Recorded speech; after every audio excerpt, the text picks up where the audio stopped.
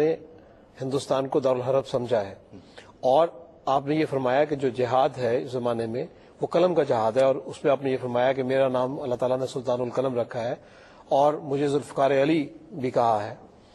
تو جہاں تک عیسائیت کے غلط اور باطل نظریات کا سوال ہے، حضرت مسیح موعود علیہ الصلوۃ والسلام نے پوری شدت کے ساتھ اس کی تردید کی ہے، اور جیسا کہ میں نے عرض کیا ہے کہ اس زور کے ساتھ اور اس شاندار طریقے سے وہ جنگ لڑی ہے کہ اپنے تو اپنے بیگانے بھی اس پر اشش کر اٹھے، اور اس کے بارے میں پرانے لوگ بھی اور آج کل کے علماء بھی حضرت مسیح موعود علیہ السلام کی تعریف کرنے پر مجبور ہیں۔ اس سلسلے میں پچھلے دنوں میں پاکستان میں ڈاکٹر اسرار صاحب اب وہ فوت ہو چکے ہیں، ان کا ایک پروگرام آیا تھا، انہوں نے اس بات کا بڑے کھل کے اس ٹی وی چینل کے اوپر یہ بات کی تھی کہ مرزا غلام احمد صاحب نے پادریوں کے ساتھ جو لڑائی لڑی اس نے مسلمانوں کا ان کو ہیرو بنا دیا۔ تو یہ بات تو آج کل کے علماء بھی مان رہے ہیں۔ میں جو پہلی اپنے جو ہم بات کر رہے تھے، میں نے عرض کیا تھا کہ 1899 میں جماعت احمدیہ کا قیام ہوا ہے۔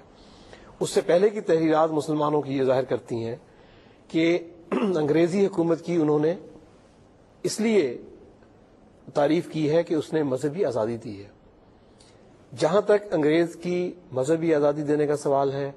جہاں تک انگریزوں کے امن دینے کا بات ہے، انصاف دینے کی بات ہے، تو حضرت مسیح موعود علیہ السلام نے اس لحاظ سے حکومت انگریزی کی تعریف فرمائی ہے۔ اس لیے دونوں باتوں کو علیحدہ علیحدہ رکھنا چاہیے، عیسائی مذہب کو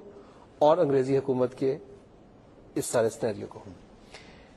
میں عرض کر رہا تھا کہ 1889 سے پہلے یا 99 سے پہلے جماعت کے قیام سے پہلے کی جو تحریرات تھیں میں نے پیش کی۔ اب کرونیکلی بہت سی باتیں ہیں، لیکن صرف ایک گیسٹر دینے کے لیے، ایک بات کرنے کے لیے میں عرض کروں کہ کچھ میں نے اسکپ کیا ہے۔ پھر 1901 میں ہم آ جاتے ہیں، اس میں ملکہ وکٹوریہ کی وفات ہوتی ہے جی۔ اور ملکہ وکٹوریہ کی جس دن وفات ہوئی ہے 22 جنوری 1901 کو، اس دن عید الفطر کا دن تھا، چھوٹی عید تھی ہندوستان میں، اور مسلمانان ہند نے اس پر اپنے بھرپور جذبات کا اظہار کیا، اور سب سے مؤثر ترجمانی جو ہے وہ مفکر پاکستان جناب علامہ اقبال صاحب نے کی، اور انہوں نے 10 صفحے کا ایک مرثیہ لکھا اور اس کا نام رکھا اشک خون، اور ایک ماتمی جلسے میں پڑھا۔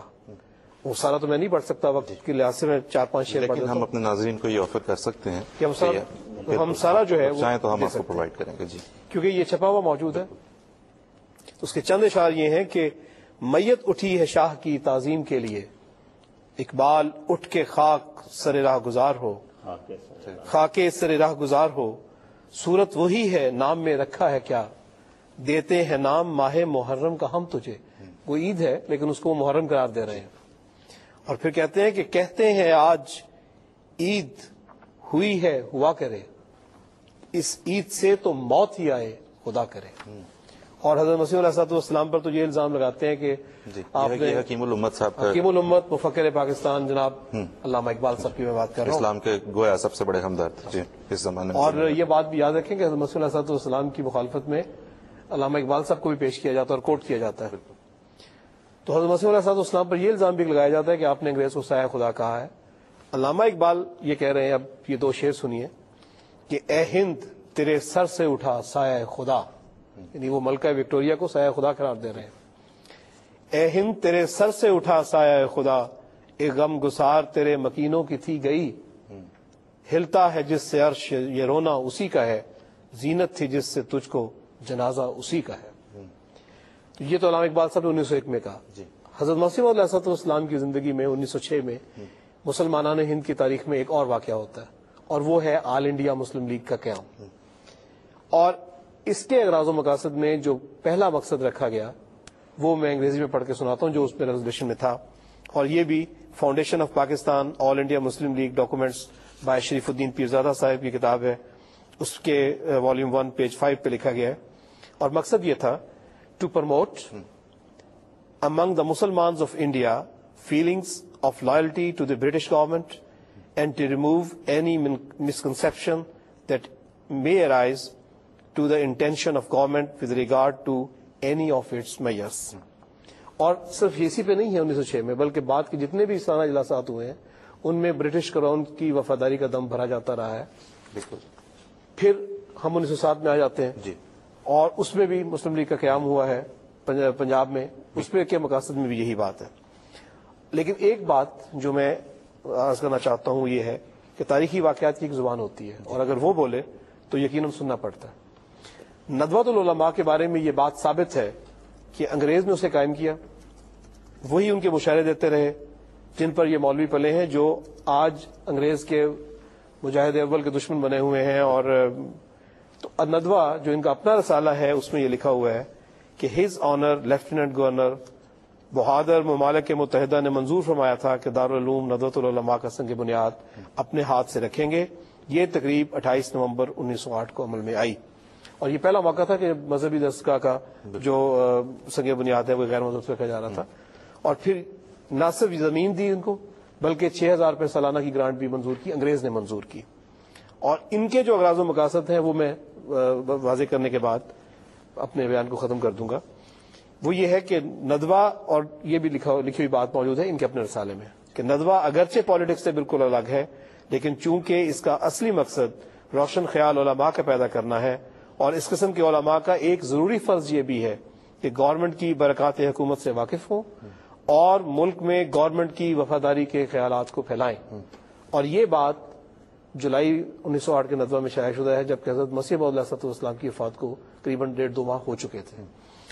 اور بالکل آخری بات میں عرض کروں گا ان تمام حوالہ جات کے بعد کہ حضرت مسیح موعود علیہ السلام وہ واحد جری اللہ تھے جنہوں نے ملکہ وکٹوریہ کو دعوت اسلام دی. اور اگر دیکھا جائے تاریخ کے حوالے سے تو کسی دوسرے لیڈر کو، کسی مسلمان عالم دین کو، کسی سیاسی لیڈر کو یہ توفیق نہیں ہوئی کہ وہ ملکہ کو اس طرح لکھ سکتا. اور اگر حضور نے صرف انگریزی کی خوشامد کرنی تھی تو پھر حضور نے ملکہ کے عقائد کو باطل کیوں کہا، اور کیوں آپ نے ان کی ناراضگی کا استعمال لینی تھی. تو حقیقت بات یہی ہے کہ حضرت مسیح موعود علیہ السلام نے جری اللہ بن کے ملکہ کو دعوت اسلام دی ہے. اور یہ بات سب مانتے ہیں، اور حوالوں سے جتنے حوالے بے تحاشا حوالے ہیں، مطلب 20 بلکہ اگر میں کہوں کہ لاتعداد حوالے ایسے موجود ہیں کہ یہ نہ صرف حضرت مسیح علیہ السلام اس دور میں بلکہ تمام علماء اور مسلمان مشاہیر انگریزوں کی وفاداری کا دم بھرتے رہے. بالکل، مطلب کہنے کا مقصد یہ ہے ناظرین کہ آپ کو جو تصویر دکھائی جاتی ہے جب یہ کہا جاتا ہے کہ حضرت مرزا صاحب علیہ الصلوۃ والسلام نعوذ باللہ انگریز کے خودکاشتہ پودے تھے، تو یہ بات آپ کو پرسپیکٹو میں سے نکال کے بتائی جاتی ہے، آئسولیٹ کر کے بتائی جاتی ہے. ضرورت اس بات کی ہے کہ اگر آپ کو تاریخی باتوں کے اوپر فیصلہ کن بیانات دینے کا اتنا ہی شوق ہے تو پھر آپ کو اس کے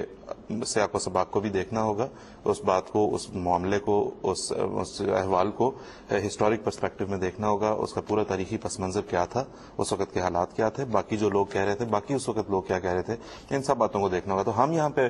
بنیادی طور پہ کسی پہ کوئی اعتراض نہیں کر رہے کیونکہ یہ جماعت احمدیہ کا شیوا نہیں ہے. ہم صرف آپ کو یہ بتانا چاہ رہے ہیں جو پوری بات ابھی ڈاکٹر صاحب نے بیان کی کہ اس پورے بات چیت کو پورے پس منظر میں اور پیش منظر میں دیکھیں تو آپ کو پتہ چل سکے گا کہ در حقیقت بات تھی کیا. اور جس طرح کے ابھی ڈاکٹر صاحب نے بھی بتایا کہ in like other Muslim leaders حضرت مسیح موعود علیہ الصلوۃ والسلام نے تو ملکہ کو دعوت اسلام دی. یہ دعا کی جو جلسہ تھا جبلی کا اس میں کہ اللہ تعالیٰ ملکہ برطانیہ کو کا انجام جو ہے وہ لا الہ الا اللہ محمد رسول اللہ پر ہو. آپ نے یہ فرمایا کہ ہم چاہتے ہیں کہ جو ہے وہ لندن میں ملکہ برطانیہ جو ہے وہ ایک جلسہ مذاہب کا اہتمام کریں. تو اگر آپ نے غیر مشروط ان کی فرما برداری اور اطاعت کرنی تھی تو آپ کو پھر وہ جلسہ مذاہب کی بھی کہنے کی بھی کیا ضرورت تھی. تحفہ کیسریہ حضرت مسیح موعود علیہ الصلوۃ والسلام کی ایک کتاب ہے جو کہ آپ الاسلام پر جا کر دیگر کتب کی طرح الاسلام پر جا کر پڑھ سکتے ہیں. حضرت مسیح علیہ السلام کی کتب کے سلسلے میں ہم بتایا کرتے ہیں آپ کو کہ ہماری ویب سائٹ www.alislam.org پر جائیں. آج آپ دیکھ رہے ہیں جو اس وقت آپ کو لوور تھرڈ نظر آ رہی ہے اس پہ www.alislam.org/RK which stands for روحانی خزائن یہ ہے جو کہ ڈائریکٹلی آپ کو حضرت مسیح علیہ الصلوۃ والسلام کی کتب تک لے جائے گا. آپ سے پہلے تک ہم آپ کو ایک اینیمیٹڈ گرافک دکھایا کرتے تھے کہ آپ یہاں جائیں پھر وہاں جائیں. ابھی ہم نے الاسلام سے درخواست کی تھی ان کی انتظامیہ سے تو انہوں نے یہ کیا ہے کہ جو ہیں قارئین اور ناظرین ان کی سہولت کے لیے کہ آپ ڈائریکٹلی alislam.org/RK کریں گے تو آپ ڈائریکٹلی حضرت اقدس مسیح علیہ الصلوۃ والسلام کے روحانی خزائن یعنی آپ کی کتب تک پہنچ جائیں گے. اس وقت ناظرین ہمارے ساتھ ایک کالر ہیں جن سے ہم بات کریں گے اور